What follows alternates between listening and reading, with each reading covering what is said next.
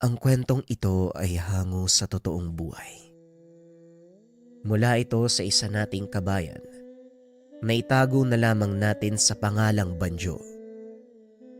Walang eksaktong taon, probinsya ng Antique. Nagtatakbuhan ang mga tao. Nabalot ng sigawan at iyakan ang nooy tahimik at payapang bayan ng San Matias. Umalingaw-ngaw sa paligid ang putok ng baril, maging ang mga tawanan ng mga bandido na sumasalakay sa baryo. Sige mga daga, magsipagtakbuhan kayo. Tandaan niyo ang araw na to dahil simula ngayon, panghahawakan namin ang bayan. Magsisimula kami sa baryong ito. Wika ng pinuno ng mga bandido. Pinapasok ng mga kasama nito ang bawat tahanang madadaanan. Nililimas ang mga ari-arian at pagkain ng mga nakatira.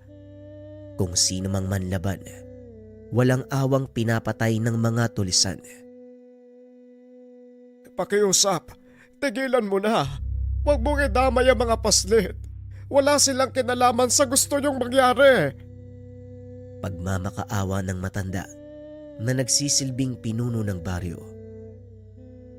Wala akong pakialam. Huwag kang haharang-harang sa daanan kung ayaw mong masaktan tanda.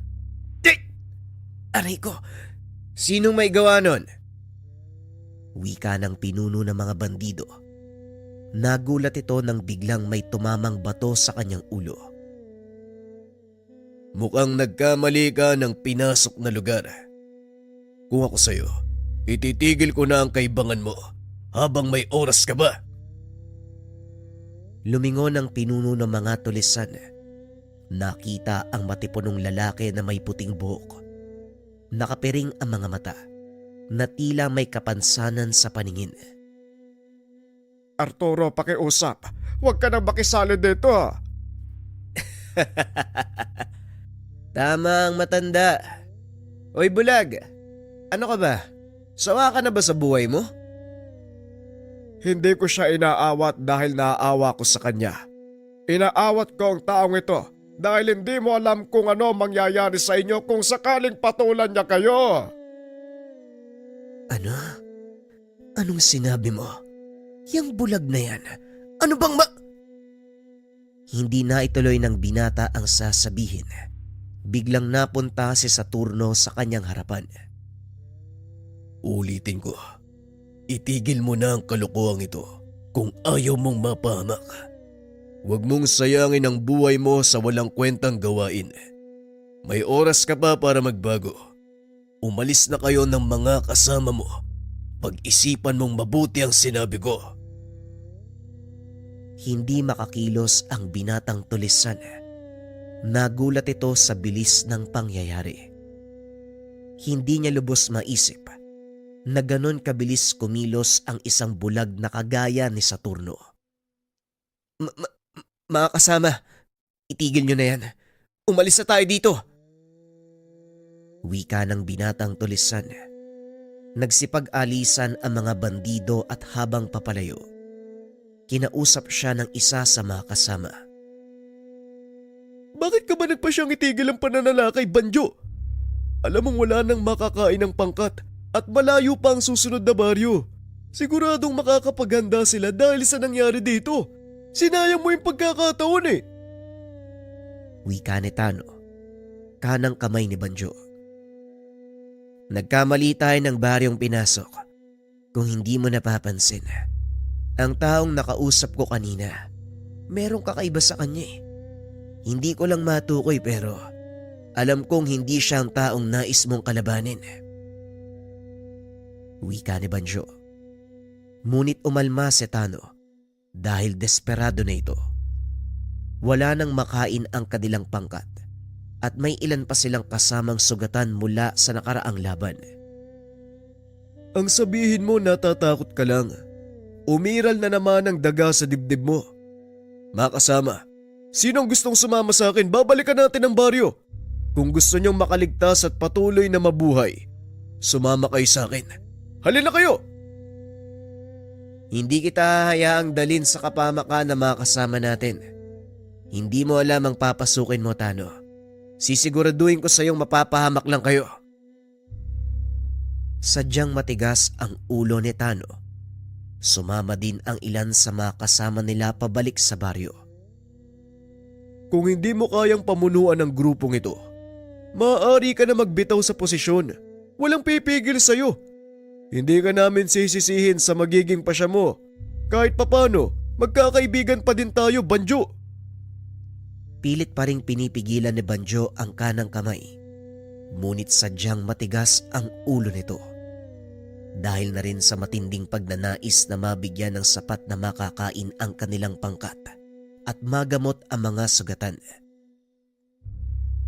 Kaya ko nga kayo pinipigilan dahil alam kong kapamakan lang ang kakalabasan ng gagawin nyo.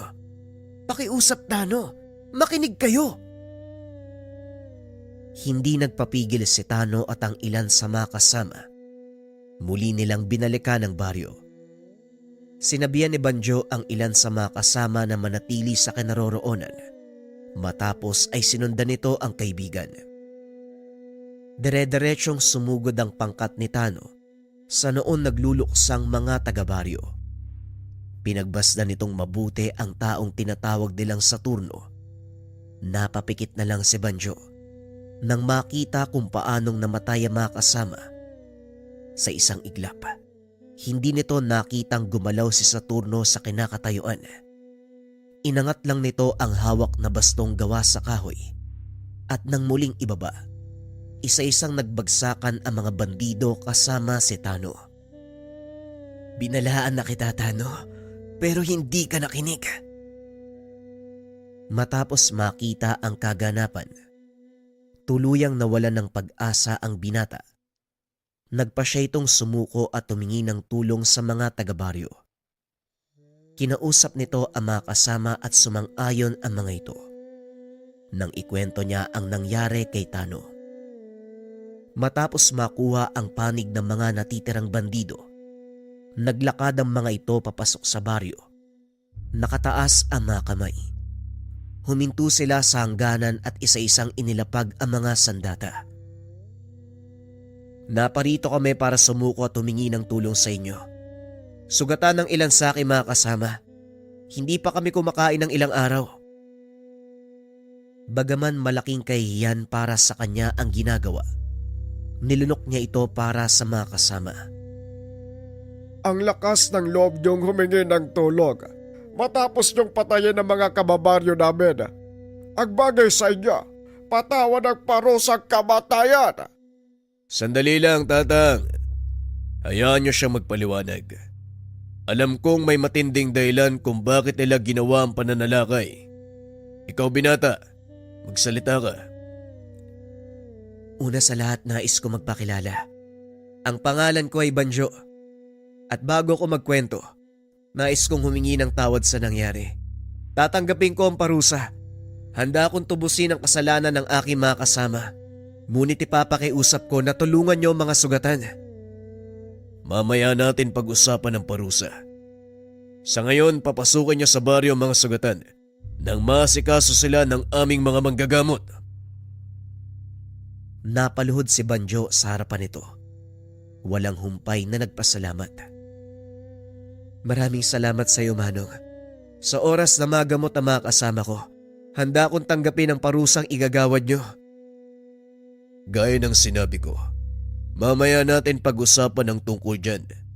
Sa ngayon, kumain na muna kayo nang sa ganon maging malinaw ang isipan at makapag-usap tayo ng maayos. Matapos magsalita ay naglakad ito palayo. Hindi makapaniwala si Banjo. Natutulungan sila ng mga taong tinangka nilang patayin. Matapos kumain, muling bumalik si Saturno kasama si Tandang Abel. Handa na ako makinig sa sasabihin nyo. Handa na ako sa kahit anong parusang ipapataw nyo. Pero pakiusap, hayaan nyong ako ang tumubos sa kasalanan ng mga kasama ko. Bilang pinuno, pananagutan ko ang kasalanan ng mga kasapi ng aking pangkat. Hindi nagsasalita si Saturno. Patuloy na pinakikiramdaman si Banjo. Akmang sasagot sana si Tandang Abel nang bigla naman siyang awatin ng binata. Sandali lang, Tatang Abel. Talaga bang gusto mong ikaw ang tumanggap ng parusa? Tama ka. Handa akong tanggapin ang anumang ipapataw nyo. Kung ganon, makinig kang mabuti. Pinag-usapan na namin kasama ng mga taga-baryo ang pasya kung anong parusa ang ipapataw sa'yo. Pero bago ko ipataw ang kaparusahan, hayaan mong ipaliwanag ko ang naging dahilan ng pagpapasya ng mga kababaryo. Sige Manong, nakikinig ako. Sa lumipas sa mga taon, sunod-sunod na pagsalakay ng mga bandido ang nangyari. Hindi lang sa aming baryo, kundi maging sa mga karatig na yon. Marami sa amin ang namatay at ayaw na ng mga kababaryo kong madagdagan ang bilang na yon. Kaya napagpasya namin na sa halip na patawan ng parusang kamatayan ng mga kasama nyo, maglilingkod kayo bilang tagapangalaga ng nayong ito. Babantayan nyo ang paligid at kayo mismo ang pipigil sa anumang pagsalakay o masamang tangka sa baryo. Nanlaki ang mga mata ni Banjo nang marinig ang sinabi ni Saturno. Maraming salamat Manong. Ipinapangako ko, ipagtatanggol ko ang baryong ito laban sa lahat ng sasalakay. Hindi lang sa mga tulisan, kundi sa kahit anong puwersang magbabalak na magdulot ng kapamakan sa lahat ng nakatira dito. Kahit kapalit pa ang aming buhay, hindi kami magdadalawang isip. Kinuha nito ang patalim sa mesa. Sinugatan ang pulso. Ipinatak ang dugo sa lupa bilang tanda ng paglagda ng kasunduan gamit ang kanyang sariling dugo. Binunot ni Saturno ang sandatang nasa loob ng kanyang tungkod. Sinugatan ang pulso. Ipinatak din ito ang dugo sa lupa bilang pagtanggap ng pakikipagkasundo ni Banjo. Ito ang naging simula ng bagong buhay hindi lang para kay Banjo, kundi maging sa kanyang mga kasama. Ipinagtanggol nila ang baryo laban sa mga tulisan. Nagawa naman nilang magtagumpay dahil na rin sa tulong ni Saturno. Dito din napag-alaman ni Banjo na hindi pangkaraniwang tao si Saturno. Meron itong kakambal, gintong tikbalang. Ito ang nagbibigay sa kanya ng pambihirang lakas ng pandama at bilis ng pagkilos. Kahit wala itong paningin, nagagawa nitong matukoy ang kinaroroonan o hugis ng isang bagay sa pamamagitan ng pagtapik ng kanyang tungkod. Makalipas ang maraming taon, yun ang naging simula ng pagiging magkaibigan namin ni Manong Saturno. Alam nyo ba, wala pang nakatalo sa taong yan pagdating sa pabilisan ng pagbunot ng sandata. Nagagawa din itong salubungin ng bala ng baril gamit ang kanyang sabli. Naroon yun sa loob ng hawak niyang tungkod Wika ni Banjo habang ipinapaliwanag sa mga bata ang tungkol kay Saturno. Pwede ba, Banjo? Huwag mong niloloko mga bata. Mamaya maniwala sa'yo mga yan Ayos lang yun. Totoo namang ikaw ang nagligtas sa buhay namin at dapat lang malaman ng mga tao yun, lalo na ng mga huling henerasyon. Nang mga panong ito, nagkaroon ng lubos na kapayapaan sa bahay ng San Matias dahil sa presensya ng grupo ni Banjo. Mula sa pagiging bandidong kinakatakutan ng mga tao, naging tagapagbantay ng bayan ang mga ito. Kinilala, hinangaan ng mga mamamayan dahil sa kanilang kabayanihan. Halika na, bumalik na tayo sa baryo. Kanina pa nag-aantay si Tatang Abel. Habang nasa daan, naitanong ni Banjo ang dahilan kung bakit ito nabulag. Pasensya ka na Manong pero gusto ko lang po sanang malaman kung anong dahilan ng pagkabulag mo. Kung ayaw niyo naman pong pag-usapan, ayos lang naman. May dahilan kung bakit ako nabulag. Simula pagkabata wala na akong paningin. Kaya nakasanayan ko na lang din na gamitin ang aking pandinig sa pagkilos. Simula pa lang nang una tayo magkakilala. Ibang-iba yung kakayahan mo eh. Parang hindi ka bulag pag kumilos. Paano mo nagawa yun? Gaya ng sinabi ko, nagagawa kong kumilos ng normal gamit ang tunog sa paligid at sa tulong nitong hawak kong baston. Nagagawa kong makita ang daanan habang naglalakad. Ang galing naman po pala. Yung bilis nyo. Alam ko sa kakambal mo nang gagaling yan, di ba? Yan ang sabi ni Tatang Abel sa akin eh. Totoo ang sinabi ni Tatang Abel. Ang taglay kong bilis dahil sa kakambal kong gintong tikbalang. Mukhang marami naikwento sa'yo ni Tatang Abel. Oho, kinulit ko po kasi tungkol sa inyo eh. Gusto ko po kayo makilala ng lubusan. Yung taong nagligtas sa akin mula sa masalimuot na kapalaran. Hindi ako ang nagligtas sa'yo.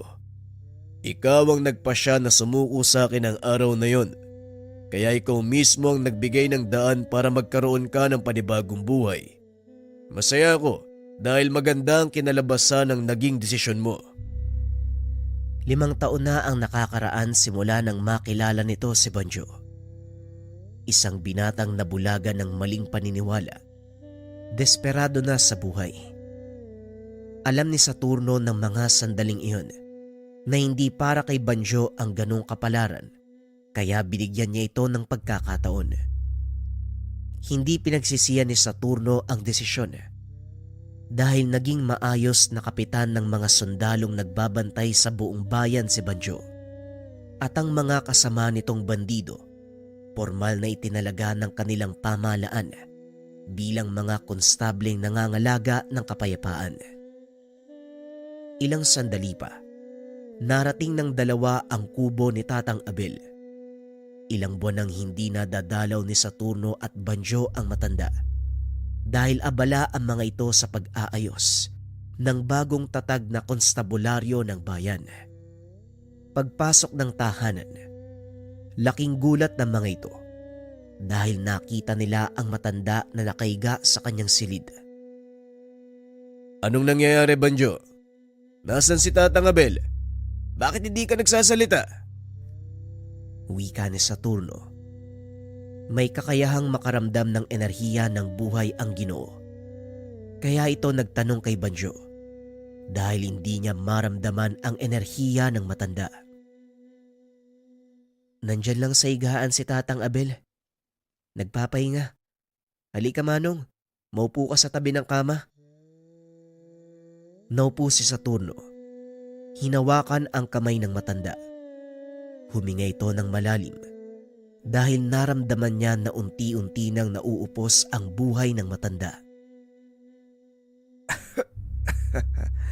Pasensya ka na, Saturno. Mukhang hanggang dito na lang ako.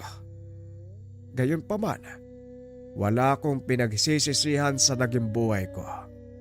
Masaya akong iiwan ang baryong ito dahil nandito kayong 2 ni Banjo. Bakit hindi nyo sinabi na mas maaga? Di sana naagapan natin ang sakit nyo. Wala akong sakit, Saturno. Pagod na ang katawan ko at sa palagay ko oras na para magpahinga. Mahaba na din ang naging buhay ko at masasabi kong naging makabuluhan. Simula nang mapunta ka sa pangalaga ko, natatandaan ko pa nang una ko kayong mapulot ni Bulawan. Sanggol pa kayo ng kakambal mong tikbalang. Hindi ko akalaing mapapalambot niyo ang puso ng isang matandang mandirigmang kagaya ko. Likas po kayo mabuti, Tatang Abel. At yun din po ang pinapasalamatan namin ng kakambal ko. Dahil sa inyo kami napunta. Sino mag-aakala? Tatanggapin niyo ang gaya kong kalahating engkanto. Nagulat si Banjo sa mga narinig. Hindi din ito inaasahang makikita ang kakambal ni Saturno. Pasensya na kung nahuli ako ng dating. Tatang Abel, may magagawa pa ako para duktungan ang buhay niyo. Hindi kami makakapayag na iwan niyo kami. Wika ng tikbalang na biglang lumitaw sa tabi ni Saturno. Hindi nakagalaw sa pwesto si Banjo. Napako ang tingin sa nilalang na nagliliwanag ang gintong buhok. Masaya akong makita ka muli, Bulawan. Ang haba na ng panahon na. Lalo kang kumikisig at nagliliwanag ang ginto mong buhok. Pangalagaan mo si Saturno at patuloy kang maging paa at mata ng kakambal mo. Pero tatang, nangako ka sa amin ni Saturno. Ang sabi mo hindi mo kami iiwan. Hindi ko naman talaga kayo iiwan. Nasa paligid lang ako. Hanggat hindi niyo ako nakakalimutan, ako ay patuloy na mabubuhay dito. Wika ni Tatang Abel habang nakahawak sa dibdib ni Bulawan at Saturno. Hayaan na natin makapagpahinga si Tatang Abel, Bulawan. At isa pa gaya ng sinabi niya, hindi niya tayo iiwan. Alam kong masakit para sa'yo. Ganon din ang nararamdaman ko. Pero ito ang katotohanan ng buhay. Lahat ng nilalang na isinisilang kailangan bumalik sa kanilang orihinal na pinagmulan. Wika ni Saturno. Binitawan ni Bulawan ang kamay ni Tatang Abel. Unti-unting pumikit ang mata ng matanda. Naramdaman ni Saturno ang marahang pagkawala ng hininga ng matanda hanggang sa hindi niya na ito marinig. Paalam, Tatay Abel. Salamat sa lahat ng pag-aalaga at pag-unawa. Hanggang sa muli nating pagkikita. Hanggang sa muli, mahal naming guro. Idinantay ng tikbalang ang kanyang kamay sa dibdib ng matanda. Unti-unting nabalot ng gintong liwanag ang katawan. Isa-isang nagliparan ang itim na paru-paro palabas ng bintana. Nang humupa ang liwanag, wala na ang katawan ni Tatang Abel, bagay na ikinagulat ni Banjo. Manong Saturno, anong nangyari sa katawan ni Tatang Abel? Bakit biglang nawala? Sa pagkakataong iyon si Bulawan ang sumagot. Ipinadala ko si Tatang Abel sa kanyang huling hantungan at ang mga paru-paro ang siyang nagsilbing sundo. Nga pala, Bulawan, siya si Banjo. At Banjo, hindi naman lingid sa kalaman mo ang tungkol kay Bulawan, hindi ba? Ipinakilala ni Saturno ang kakambal. Patuloy lang na nakatitig si Banjo sa napakakisig na tikbalang. Namangha ito sa ginintuang buhok ni Bulawan at sa liwanag na nagmumula dito. Oo, nabanggit din siya sa akin ni Tatang Abel eh. Pero hindi ko inaasahan. Ganto ka pala kakisig. Grabe yung pangangatawan ng kakambal mo ah. Likas sa mga tikbalang ang magkaroon ng matipunong pangangatawan. Lalo na kung nabibilang sila sa hanay ng mga mandirigma. Sa kalagitnaan ng pag-uusap, biglang umalingaw-ngaw ang mga sigawan. Mukhang may paparating na panganib sa turno. Mukhang tama ang kakambal mo. Ang ganda ng salubong sa'yo bilang bagong pinuno ah. Halika na, puntahan natin ang pinagmumula ng ingay. Pag-uusap ng tatlo. Naglaho si Bulawan dahil hindi ito pwedeng makita ng karamihan. Habang naglalakad, nakasalubong ng mga ito ang isa sa mga kasama ni Banjo. Anong nangyayari? Bakit kayo nagtatakbuhan? Pagdating ni Banjo sa impila ng mga bantay, kagad siyang nag-usisa. May paparating na pangkat ng mga bandido. Masyadong mabilis ang pagpasok nila kaya hindi namin napansin. Nagawa silang pigilan ng mga kasama natin pero masyado silang marami. Nakita mo ba ang sagisag nilang bandila? Wala silang dalang bandila. Pero may mga tattoo sa braso ang ilan sa kanila. Hindi rin pamilyar sa akin ang mga yun. Dahil dating bandido, pamilyar sa kanila ang watawat ng bawat bandidong nakakalaban. Ngunit sa pagkakataong iyon, Hindi nakilala ng bagong kanang kamay ni Banjo ang sumasalakay na kalaban. Manong Saturno, dumito na muna kayo. Ako nang bahala. Kailangan masiguro kung kaninong pangkat ang sumasalakay. Sige Banjo, ikaw na muna ang bahala. Magbigay alam kayo kung sakaling kakailanganin ng karagdagang tulong. Areglado, Manong Saturno. Dali-daling tumakbo ang binata papunta sa bungandang baryo. Nakita ang mga kasamahan na nakikipagbakbakan sa mga kalaban. Walang dalang sagisag ang mga ito, maliban sa mga tatong nasa braso. Kilala ko mga taong yan. Kitong, bilisan mo. Sabihan mo si Manong Saturno. Ilikas ang lahat ng mga nasa baryo. Bakit, Banjo? Ano bang nakita mo? Ang mga tattoo na nasa braso nila, marka ng mga pirata mula sa kanlurang bahagi ng rehiyon. Sinasabing ang pinuno nila may kapangyarihan na mula sa demonyo. Kinakatakutan ng grupong yan. Pero ang nakakapagtaka, bakit sila nananalakay sa lugar na to? Sa pagkakalam ko, isinumpa ang kanilang pangkat na hindi makakaalis sa karagatan. Sa oras na tumapak sila sa dalampasigan, kusang maaagnas ang katawan nila. Matapos ipaliwanag ni Banjo ang lahat, dali-daling binalikan ni Kitong si Saturno. Sinabi nito ang kaganapan at kung anong uri ng kalaban ang kanilang kinakarap. Kung ganon, hindi pala pangkaraniwang bandido ang mga kalaban. Sige Kitong, tumulong ka sa paglikas ng kababaihan, kabataan at mga nakakatanda.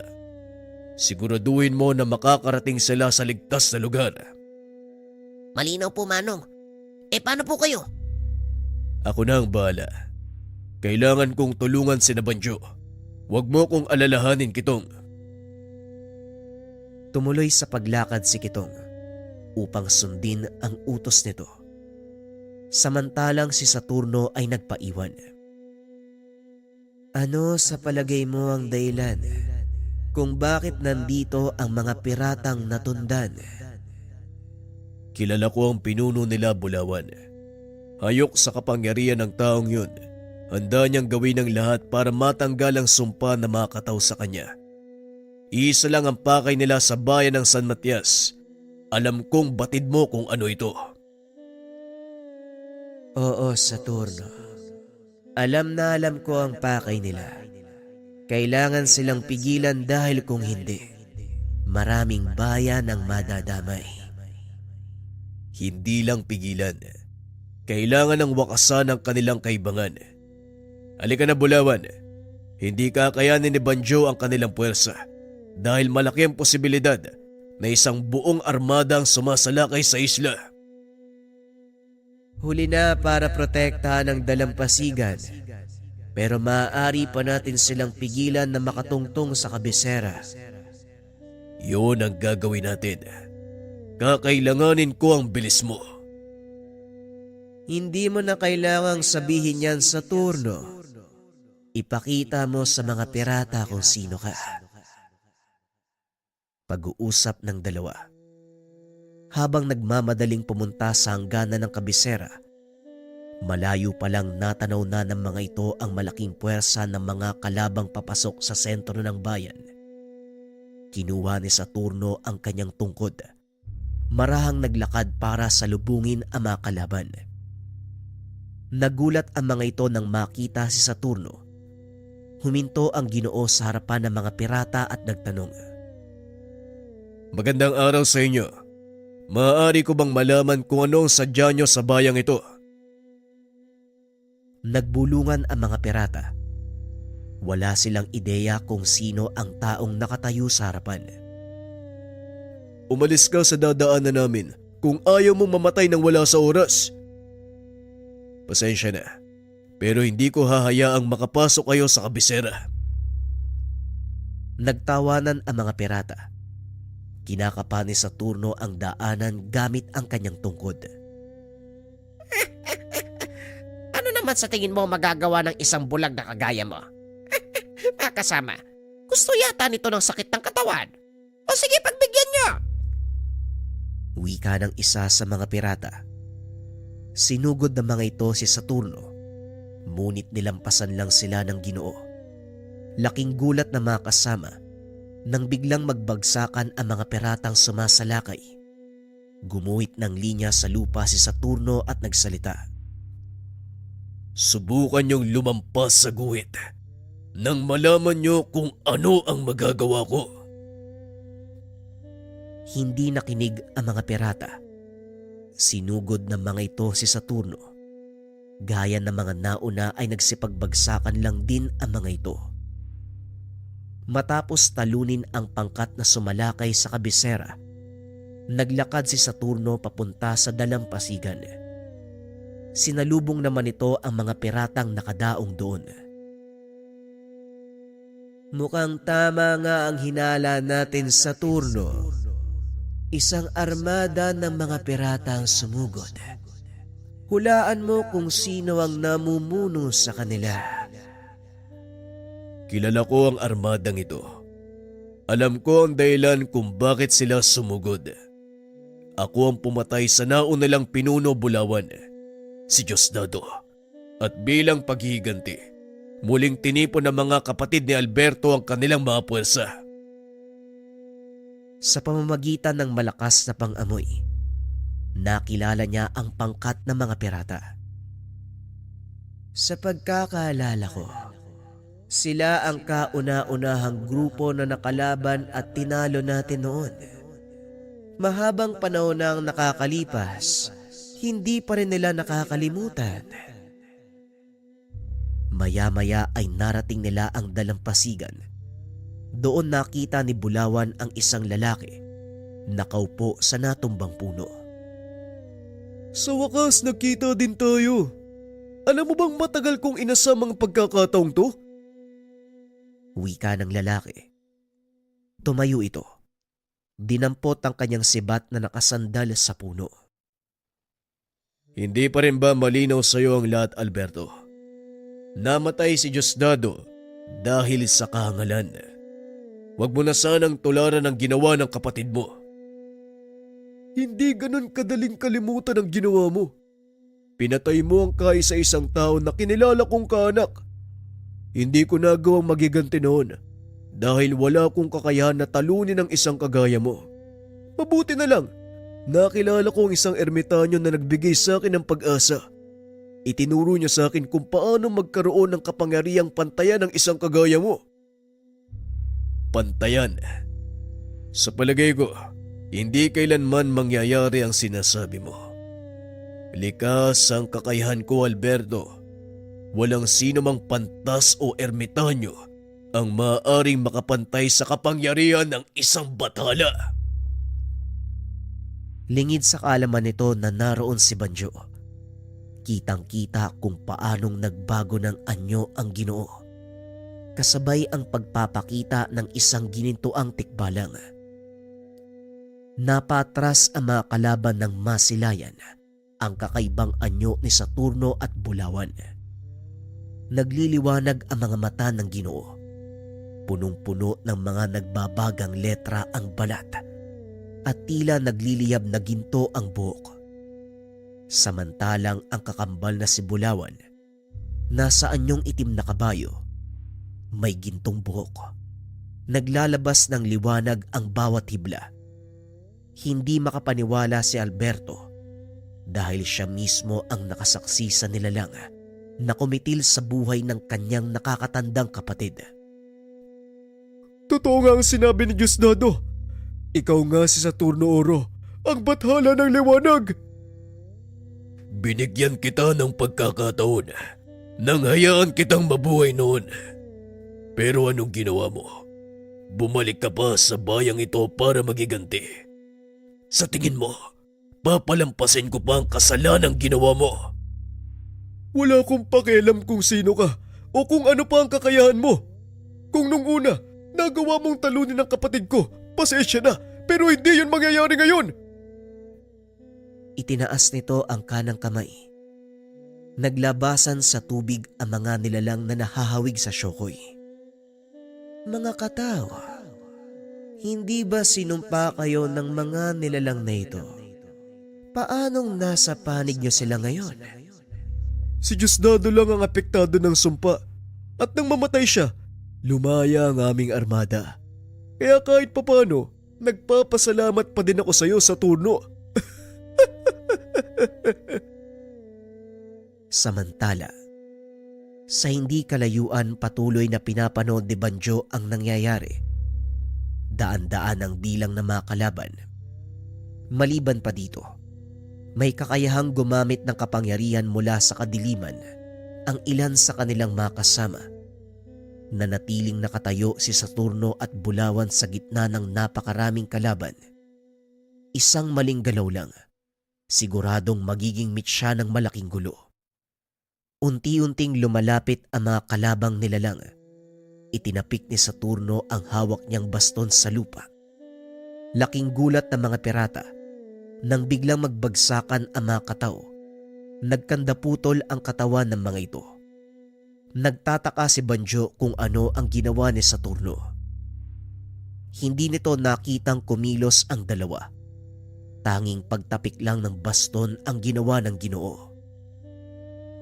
Huwag kayong lumapit sa kanya. Napapaligiran siya ng matalim na hibla ng liwanag. Isang maling kilos, magkakandapira-piraso mga katawan nyo. Wika ni Alberto. Dito napagtanto ni Banjo ang kakayahang taglay ni Saturno. Ginagamit nito ang kapangyarihan ng liwanag at hangin upang makagawa ng matalas na hibla ng liwanag na bumabalot sa kanila ni Bulawan.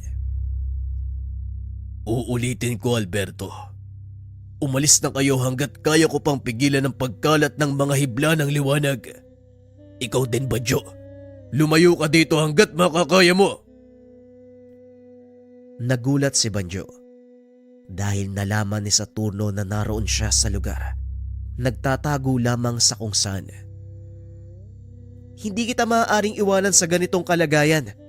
Kung kakailanganin ko magbuwis ng buhay, gagawin ko. Masigurado ko lang ang kaligtasan mo. Hindi mo nauunawaan, Banjo. May dahilan kung bakit wala akong paningin. At kung papalarin kang makaligtas sa gagawin kong pag-atake, ipapaliwanag ko sa iyo ang lahat. Kaya sige na, umalis ka na. Pangako yan ha. Aantayin kita sa baryo. Napangiti na lang si Saturno. Muling ibinaling ang atensyon sa mga kalaban. Binalaan ko na kayo, pero hindi niyo ako pinakinggan. Kaya pasensyahan na lang tayo. Iwinasiwas nito ang kanyang baston. Mabilis na tumakbo si Banjo. Hindi na ito lumingon pa dahil naririnig nito ang pagbagsak ng mga punong natatamaan ng atake ni Saturno at Bulawan. Nang makarating sa ligtas na lugar, tinignan ni Banjo ang dalampasigan. Nagulat ang binata dahil parang dinaanan ng 100,000 matatalim na espada ang mga barko ng pirata. Nagkandapira-piraso ang katawan ng mga ito. Maging ang mga nilalang na tinawag ni Alberto ay walang nagawa. Pambihira. Mabuti na lang nakalis ako sa lugar na yun ha. Kundi baka naging ganyan din ako. Matapos makita ang nangyari sa mga pirata na nasa dalampasigan, binalikan nito si Kitong na noon ay patuloy na pinagtatanggol ang bungad ng baryo laban sa mga natitirang pirata. Mabuti naman dumating ka na, Banjo. Nasaan si Saturno? Bakit wala pa sila? Wala na kayong dapat alalahanin. Sa mga sandaling ito, tuluyan ang nilupig ni Saturno ang buong armada ng mga pirata. Tanging mga pangkat na ito na lang ang natitira, kaya kailangan natin silang pigilan. Napangiti si Kitong. Ibinalita sa mga kasama ang nangyari. Oy, kayo dyan! Narinig niyo yung sinabi ni Komandante. Wala na ang pinuno nyo. Naubos na din ang buong armadang nag-aantay sa dalampasigan. Kaya wala nang kwenta ang ginagawa nyo pakikipaglaban. Huminto ang mga pirata sa pakikipaglaban. Pinakiramdaman ang kanilang mga katawan. Nagbulungan ang mga ito. Ibinaba ang mga sandata at nagsigawan sa saya. Teka, nangyari sa kanila? Bakit sumisigaw yung mga yan? Biglang nagtakbuhan pabalik sa dalampasigan ang mga pirata. Iniwan ang kanilang mga sandata na tila ba nakalaya sa kung anong sumpa. Sa palagay ko tapos na ang laban. Ang mga piratang yon, napilitan lang sumabak sa digmaang ito. Yun din ang sa palagay ko eh. Pero mabuti na ang ganyan. Bagaman may mga sugatan, hindi naman kalakihan ang naging pinsala. Kaya sabihan mo mga kasama natin na tulungan ng mga sugatan. Dalin sa pagamutan para maagapan ng kanilang mga pinsala. Matapos masaksihan ang hindi inaasahang tagumpay, muling binalikan ni Banjo si Saturno. Nakita ang Ginoon na nakaupo sa pinakasentro ng baryo. Kumusta naman ang naging kalagayan ng mga kasama natin sa bungad ng baryo? May ilang sugatan, pero walang nasawi sa ating panig. Maliban sa maliit na pinsala sa mga bakod, wala na akong nakita na dapat nating kabahala. Nagsipagpulasan na din yung mga natitirang pirata. Mabuti naman kung ganon. Pero sa palagay ko hindi pa tapos ang laban. Si Alberto ay pawang galamay lang. Kung hindi mo napapansin, masyadong mahina ang mga piratang sumalakay sa atin. Kahit ang mga kataw na tinawag ni Alberto, halos hindi nakakilos. Hindi yun ang inaasahan kong laban kanina. Batay nga sa obserbasyon ko sa naging laban mo. Tama yan. Mahina nga mga nakabangga mo. Pero ang ipinagtataka ko, bakit wala ang mga sinasabi mong may kaalaman sa lihim na karunungan? Malakas ang kutob ko ng malaking pagsalakay na yon. Isang uri ng diversyon. Maaaring nakapasok na sa bayan ng kanilang pangunahing puwersa. Balak pabagsakin ng mga pirata ang pamunuan ng bayang ito. Kung totoo ang sinasabi mo, kailangan nating kumilos bago pa mauli ang lahat. Tama ka. Pero hindi din dapat magpadalos-dalos ng desisyon. Maging ako, hindi sigurado sa maaari nating karapin. Posible ding hindi kayanin ng puwersa natin ang mga kalaban. Tandaan mo, Banjo, mga piratang may matinding karanasan sa pananakop ang ating mga kalaban, ang mga piratang natunda nun. Higit na matatalino kaysa sa mga pangkaraniwang pirata, ang mga nauna nilang kasapi mula sa mataas na antas ng pamahalaan na nagsawa na sa pamamalakad ng tiwaling mga pinuno. Hindi ko alam kung saan mo kinukuha ang ganitong mga kaalaman, pero magtitiwala ako sa iyo. Ikaw ang higit na nakakaalam sa kanila. Umaasa ako, alam mo din ang kahinaan ng mga natunda nun. Kung sa kahinaan lang, Banjo, wala din silang pinagkaiba sa mga normal na pirata. Ang inaalala ko lang, kung kakayanin ba na makasama natin ang kanilang puwersa. Dating bandido mga kasama natin, Manong. Kilala ko ang kapasidad ng mga tauhan ko. Kahit gaano pa kalaking panganib ang nakabang sa kanila, hanggat nakikita nilang nakatayo ako, hindi sila susuko. Kung ganon, tipunin mo sila. Hayaang makapagpahinga. Mawawala ako ng ilang araw. May mga bagay akong kailangang asikasuin. Hindi sasalakay ang pangkat ng mga pirata ng basta-basta. Alam nilang mapanganib ang bahaging ito ng bayan dahil sa aking presensya. Kaya mananatiling ligtas sa mga tao. Hindi rin ako magtatagal. At isa pa, malaki ang tiwala ko sa iyo, Banjo. Hindi na nagsalita si Banjo.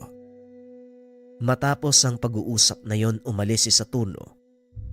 Walang nakakaalam kung saan ito pupunta. Ngunit pinanghawakan ni Banjo ang mga salita ng Ginoo. Minabuti ni Banjo na wag nang sabihin sa mga tao ang nalaman tungkol kay Saturno. Isinaayos nila ang mga nasirang ari-arian sa bayan. Pinagtibay ang depensa, partikular sa kanilang bagong kinaroroonan, dahil ito ang nagsisilbing pangunahing himpilan ng kanilang hukbong tanggulan. Nagpadala ng ilang kasamahan si Banjo upang magmatsyag sa bayan. Ilang araw na din ang nakakalipas simula nang umalis si Saturno. Laking pasasalamat ni Banjo dahil wala namang masamang nangyari. May ilang kahina-hinalang tao ang namataan ng kanilang mga espiya sa bayan. Ngunit hindi naman ito gumagawa ng kahit anong ikakapahamak na mga tao. Hinayaan nila ang mga ito ituloy ang anumang gawain, ngunit hindi sila nilulubayan ng mga tauhan ni Banjo. Lumipas ang mahigit 1 buwang katahimikan. Inakala ng lahat na nagkamali lang si Saturno sa pagkalkula ng sitwasyon. Hindi totoong nakapasok na ang mga pirata sa kanilang bayan. Naging kampante ang mga ito at pinagpatuloy ang buhay. Nang halos hindi na inaalala ang panganib na nakaamba. Bisperas ng kapistahan, abala ang lahat sa paghahanda. Ganon din ang mga pirata. Isang pangkat ng mga taong nagtatanghal ang dumating. Malugod namang tinanggap ng mga tao ang grupo. Ngunit nararamdaman ni Banjo na may kung anong kakaiba sa mga ito. Nagsimulang magtanghal ang mga serkero, habang si Kitong at Banjo masuring nagmamatsyag sa kilos ng mga ito. Tuwang-tuwa ang mga tao sa panonood na tila noon lang sila nakaranas ng ganung uri ng pagtatanghal. Naglakad palayo sa sentro si Banjo upang tignan ang mga hangganan. Hindi pa man nakakalayo, sunod-sunod na pagsabog ang narinig ng binata.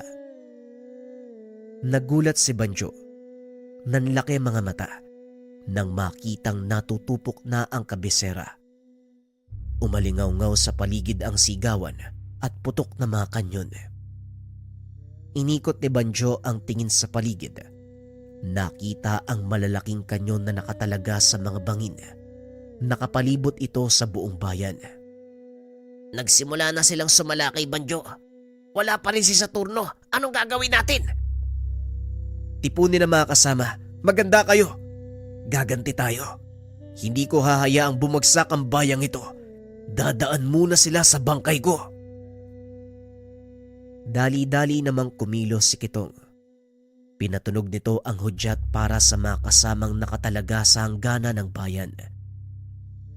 Matapos marinig ang hudyat, nagsipagsindi ang malalaking sulo na nangangahulugan na may malaking labanang nagaganap sa bayan.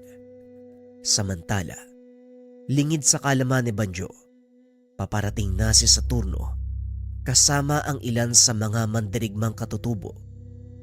Natanaw ng mga ito ang liwanag sa 4 na hangganan ng bayan ng San Matias. Ano ang ibig sabihin ng 4 na liwanag na yon, Manong Saturno? 4 na liwanag. Malapit tayo sa bayan ng San Matias. Kung may nakikita kayong 4 na liwanag, ito ang 4 na toreng tanggulan ng bayan. Sinisindihan lang ang malalaking sulo sa bawat tore bilang hudyat na nasa digmaan ng bayan. Magbadali kayo. Maaaring nasa panganib na mga tao. Bulawan, mauna kayo ng mga katutubo sa bayan. Sisiguraduhin kong ligtas ang buong paligid nang sa ganon wala nang madamay pa sa kaguluhan. Malinaw, Saturno. Mag-iingat ka.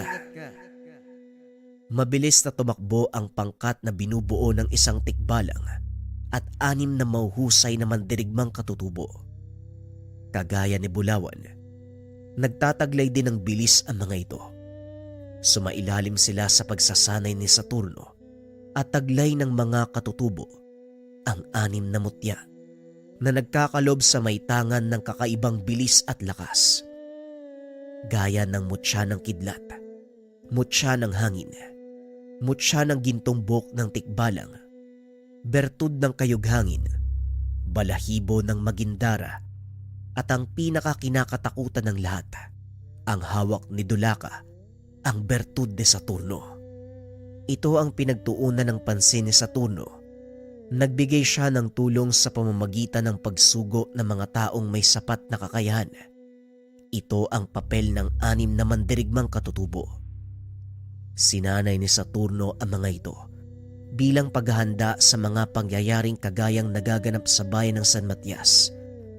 Nang masiguradong ligtas ang mga karatig pamayanan, Dali-daling pumunta si Saturno sa sentro, ngunit hindi pa man nakakalayo ay may humarang sa kanyang kalalakihan.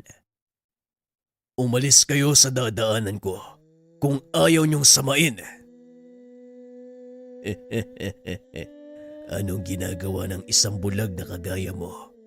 Kung hindi mo pa napapagtanto, pabagsak na ang bayang ito. Kaya kung ako sa'yo, huwag ka nang tumuloy. Kilala ko ang boses mo. Hindi ko alam na nakaligtas ka sa ginawa kong pagsalakay sa armada nyo. Oo, nakaligtas ako. Dahil nakalis kami bago mo tuluyang wasakin ang armada ni Alberto. Malas mo lang dahil maging si Tandang Damian ay nakaligtas. Naaalala mo ba ang matandang yon? Naaalala ko matandang yon at alam ko rin na siya ang may pakana ng lahat ng ito. Pero wala akong pakialam. Padaanin niyo ako kung ayaw niyong pagsisiyan ng susunod kong gagawin. Alam mo, gustong gusto kong makita ang sinasabi ng mga tao, ang mga taong nakaligtas. Ipakita mo sa akin kung sino ka. Kaya kung gusto mong dumaan, kailangan mo kong talunin. Hindi na nagsalita si Saturno. Itinapik nito ang hawak na tungkod sa lupa. Naglakad papunta sa kinakatayuan ng kalaban. Dali-daling tumalon palayo si Sardo dahil alam nito ang susunod na mangyayari. Naputol ang katawan ng bawat kalabang lumalapit kay Saturno. Dito napatunayan ni Sardo ang taglay na kakayahan ng Ginoo. Kung hindi kayo titigil, tuluyang mauubos ang pangkat mo. Sadyang matigas ang ulo ni Sardo. Bumunot ito ng sandata at sinugod ang Ginoo. Nagulat si Saturno dahil nalampasan nito ang kanyang depensa. Parang nabigla ka. Alam ko na ang kahinaan ng atake mo. May 3 antas ang depensang ginawa mo. Una, ang matatalas na hibla ng liwanag. Ikalawa, ang matibay na pader na gawa sa hangin. At ang ikatlo, ang enerhiyang nagpapagaling ng anumang natatamong pinsala. Sa oras na malampasan mo ang una't ikalawa, madali kang matatamaan ng atake mula sa kalaban. Wika ni Sardo. Hindi nagsasalita si Saturno. Sa halip ay iniwasan nito ang pag-atake ng kalaban. Patuloy na inundayan ng taga ni Sardo ang Ginoo hanggang sa mapatalsik ni Saturno ang sandatang hawak ni Sardo. Tama ang kalkulasyon mo. Sa oras na makapasok ka sa 3 depensa ko, magagawa mo kong atakihin. Ngunit swertiyan lang kung matatamaan mo ko ng maluba. May isang bagay kang nakalimutan. Hindi lang natatapos sa 3 bahagi ang depensa ko. Nagawa mong malampasan ng una at ikalawa, pero hindi mo napansin na nasa pagitan ng mga ito ang siyang pinakamahalaga. Biglang naputol ang kanang kamay ni Sardo. Bagay na kinagulat ng pirata dahil wala siyang naramdaman matapos sugurin ni Saturno. Anong ginawa mo? Paano mong naputol ang kanang kamay ko? Nagawa mo ng lampasan ang unang depensa, ngunit hindi mo matatakasan ang kasunod nito. Bago ang ikalawa, isang hindi nakikitang enerhiya na kumakapit sa katawan ng taong makakapasok sa una kong depensa. At sa oras na mangyari yun, nagagawa kong utusan ang matatalim na hibla ng liwanag na umatake. Mula ito sa iba't ibang direksyon papunta sa taong sumugod sa akin. Alam mong walang limitasyon ng liwanag. Hanggat may naaabot, patuloy itong maglalakbay. Wika ni Saturno. Sabay wasiwas ng hawak na baston. Kagaya ng nangyari sa mga kasama, nagkanda pera-peraso ang katawan nito. Binalaan ko na kayo. Yan ang napapala ng mga taong hindi marunong makinig. Wika ng Ginoo. Kaagad itong tumuloy sa sentro. Naabutan ng patuloy na labanan ng mga pirata at tauhan ni Banjo. Itinaas si Saturno ang kanyang tungkod. Biglang sumabog ang liwanag mula sa apat na sulo. Nahinto ang labanan nang mapansin ito ng magkabilang panig. Para kay Banjo, hudyat ito ng tagumpay. Nandito na si Saturno. Huwag kayong magpapalupig sa mga pirata. Wika ni Banjo. Nagsigawan naman ang mga mandirigmang nasa ilalim ng pamumuno nito. Sinugod ang mga pirata. Ngunit laking gulat ni Banjo nang biglang magbagsakan ang mga kasama. Isang matandang lalaking nakatalukbong ang nagpakita. Mukhang nakampante kayo sa nangyayari. Hindi makapaniwala si Banjo na nagawa nitong talunin ang napakalalakas at puno ng karanasang mandirigma. Walang yaka. Anong ginawa mo sa mga tauhan ko? Ginawa ko lang kung ano ang nararapa. Ngayon tignan natin kung magagawa niyo pang magsaya. Habang tumatawa ng malakas ang matanda, biglang bumulusok mula sa itaas ang 6 na mag-aaral ni Saturno. Pinalibutan ng mga ito ang matanda at sunod-sunod na inatake. Ginoong Banjo, ibinili ni Manong Saturno, iatras mo natitirang tauhan. Kami nang bahala dito. Salamat naman at dumating na kayo. Sugatan at pagod na mga tauhan ko. Kayo na ang bahala. Wika ni Banjo. Matapos ay sinabihan nito ang mga natitirang kasama. Lahat sila ay matras. Patuloy na inaatake ng mga katutubong mandirigma ang matanda. Ngunit hindi man lang ito naapektuhan. Nagsasayang lang kayo ng oras. Pero sige, kung gusto nyong makipaglaro, pagbibigyan ko kayo hanggang sa dumating ang inyong maestro. Pasensya ka na, pero mukhang hindi mangyayari ang gusto mo. Sa amin pa lang, hindi ka na makakalampas. Yan ang gusto ko. Kahit alam mong wala kang panama, nagyayabang ka pa din. Tignan natin kung hanggang saan ang kayabangan mo. Muling umatake ang mga mandirigmang katutubo. Ngunit wala pa ring nagawa ang mga ito. Napuruhan ang ilan sa mga kasama ni Dulaka, ngunit hindi pa rin sila sumusuko. Kailangan mo ba ng tulong, Dulaka? Hindi, Ginoong Banjo. Malapit na ring matapos si Manong Saturno. Ilang segundo na lang, nandito na siya. Maya-maya ay dumating si Saturno. Nagpakita na rin ang kambal na si Bulawan. Sa wakas, dumating na ang inaantay ko. Tandang Damian, ang kilalang hukluban ng kanluran. Bakit ka pumanig sa mga pirata? Marami akong dahilan. Pero ang pinakamahalaga sa lahat ay ang pagkakataong ito. Ginamit ko ang malakas na puwersa ng mga pirata para makapasok sa bayan. At sa wakas, makaharap ang sinasabi nilang bathala ng liwanag, si Saturno Oro. Hindi ko alam kung anong meron sa isang bulag na kagaya ko. Maraming naghahangad na makita ko. Isa lang ang pakay ko. Makuha ang kapangyarihang meron ka. Alam mong hindi mangyayari ang sinasabi mo. Kahit matalo mo ko, kailanman hindi ka magkakamit ng kapangyarihan ng isang bathala. Sumugod si Saturno. Sinalubong ito ni Tandang Damian. Bagaman hindi naglapat ang sandata ng mga ito, kitang-kita ni Banjo ang pagtalsikan ng mga liwanag mula sa magkabilang panig.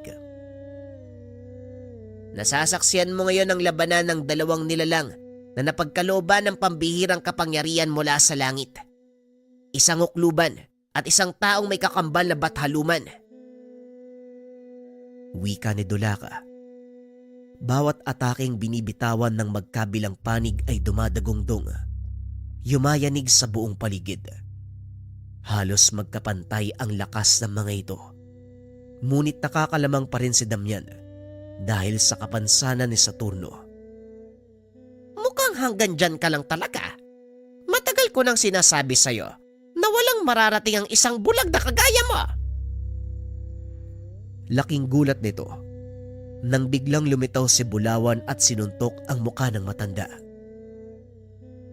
Walang magagawa si Saturno kung nag-iisa.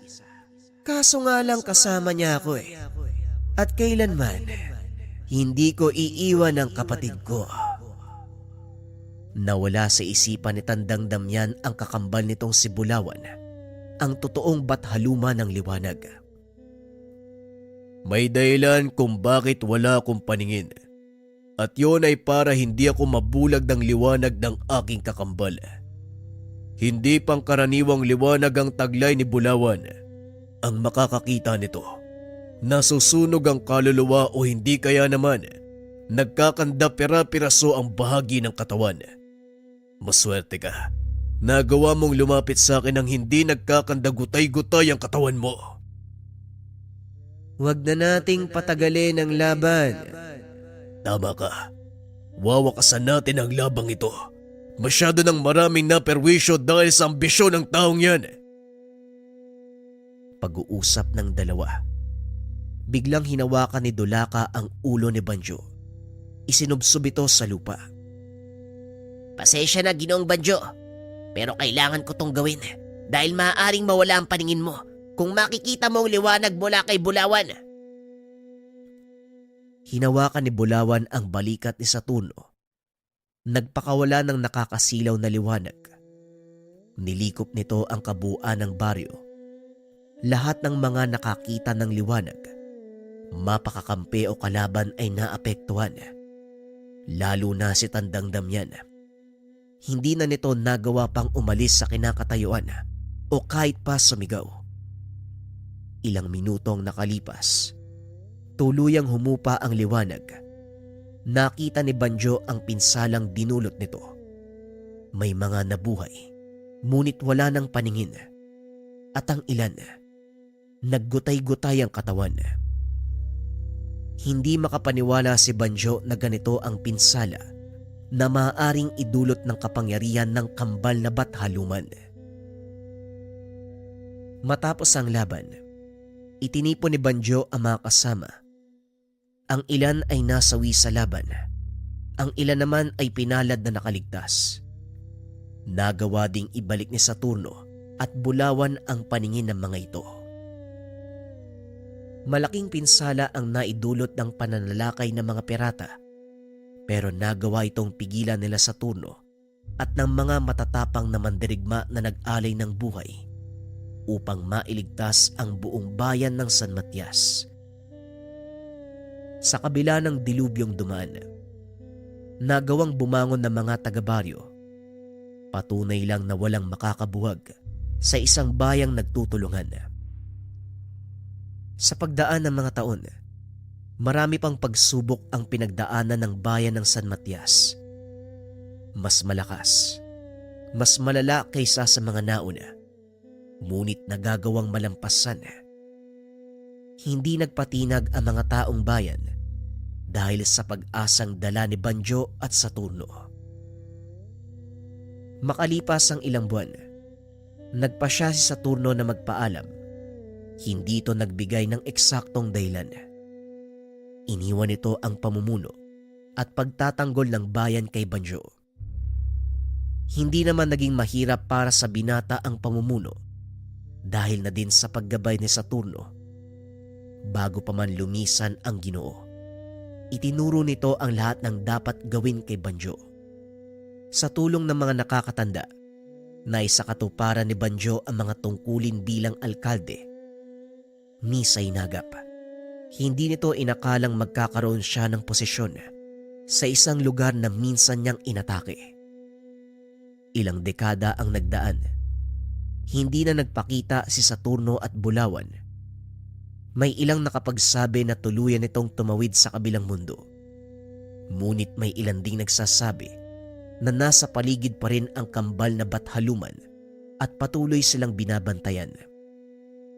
Hindi na umasa ang mga taong babalik pa si Saturno. Salip nagtiwala ang mga ito sa pamumuno ni Banjo. Nagawa namang itaguyod ng binata ang baryo. Nagampanan ng kanyang tungkulin bilang tagapangalaga ng bayan ito ay dahil sa pag-asang ibinigay ng isang bathaluman, si Saturno Oro. Ang kwentong ito ay hango sa